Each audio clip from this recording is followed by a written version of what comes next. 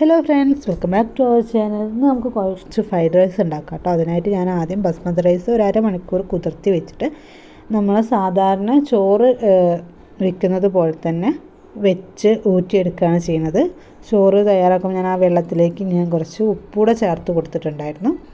ഇനി ഞാൻ മറ്റൊരു പാത്രത്തിലേക്ക് ഒരു 3-4 സ്പൂണ് നെയ്യ് ഒഴിച്ച് കൊടുക്കുന്നുണ്ട്. നെയ്യ് ഒന്ന് ചൂടായി വരുമ്പോൾ അതിലേക്ക് ചെറുതായിട്ട് അരിഞ്ഞ് വെച്ചിട്ട് വെളുത്തുള്ളി ഇഞ്ചിയും ചേർത്ത് കൊടുക്കുന്നുണ്ട്. ഇനി അതൊന്ന് ചെറുതായിട്ടൊന്ന് കളറൊക്കെ ഒന്ന് മാറി വരുമ്പോൾ അതിലേക്ക് ചെറുതായിട്ട് അരിഞ്ഞ് വെച്ചിട്ടുള്ള സവോള ചേർത്ത് കൊടുക്കുന്നുണ്ട്.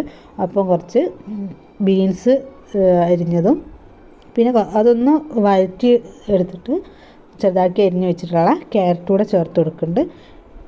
ഇങ്ങനെ സ്റ്റെപ്പായിട്ട് ചേർത്ത് കൊടുക്കുക, നമുക്കതിൻ്റെ ആ വേവൊക്കെ ഒന്ന് കറക്റ്റായി കിട്ടും.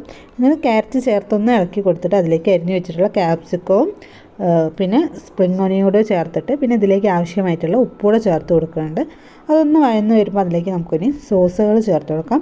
ആദ്യം ഞാൻ കുറച്ച് ചില്ലി സോസ് ചേർക്കുന്നുണ്ട്, പിന്നെ കുറച്ചധികം തന്നെ ടൊമാറ്റോ സോസും കൂടെ ചേർത്ത് കൊടുക്കുന്നുണ്ട്, പിന്നെ കുറച്ച് സോയാ സോസും ചേർത്ത് കൊടുക്കുന്നുണ്ട്. ഇനി നന്നായിട്ട് അതൊന്ന് ഇളക്കി യോജിപ്പിച്ചിട്ട് കുറച്ച് വെള്ള കുരുമുളകിൻ്റെ പൊടി ചേർത്ത് കൊടുക്കുന്നുണ്ട്.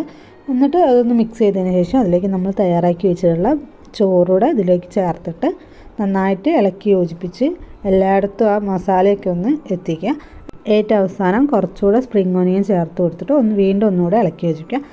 നമ്മളിതിൽ സോസൊക്കെ കൂട്ടി വെച്ചുകൊണ്ട് തന്നെ ഇതിന് സൈഡ് ഡിഷിൻ്റെ ഒന്നും ആവശ്യമില്ല. ഫ്രൈഡ് റൈസിൻ്റെ റെസിപ്പി എല്ലാവർക്കും ഇഷ്ടമായെന്ന് വിചാരിക്കുന്നു. ട്രൈ ചെയ്തിട്ട് ഫീഡ്ബാക്ക് അറിയിക്കുക.